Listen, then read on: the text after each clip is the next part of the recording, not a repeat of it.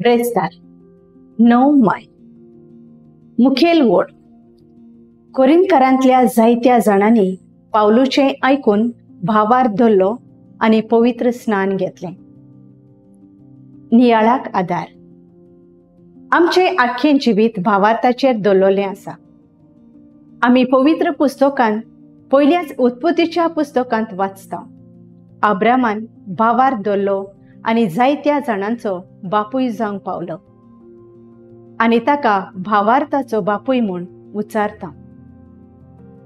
नव्या कोरारांत आमी पळयलां रक्तपात जाल्ले बायलेन भावार धरलो आणि बरी जाली. शोधपोतीन भावार धरलो आणि ताचो चाकोर बरो जालो आणि ताणें उचारलोलीं उतरां, सोम्या, तुवें म्हजे भितर येवंक फावो ना, पूण एकूच उतर उलय आनी म्हाका पेकोवणी फावो जातली. दर दिसा मिसाचे भेटेंत उचारता.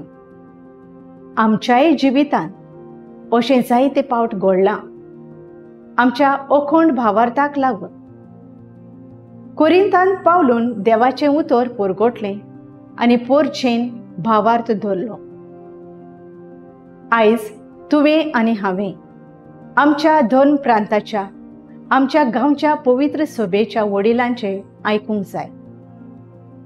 असल्या भावार्थान आमी जिवन भावार्थ धरूंक जाय. तेन्ना जायतें बरेंपण आमच्या जिवितांत अनुभवतले आनी कोणाच्याय वांकडे शिकोवणेक बोली पडची ना.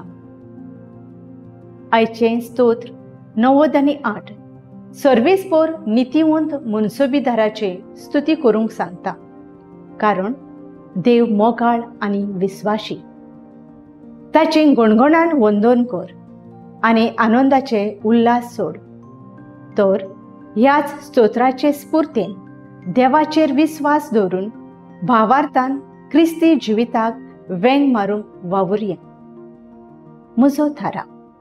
भावार्थान जिवन म्हजे पवित्र सभेक विस्वाशी रावतलें.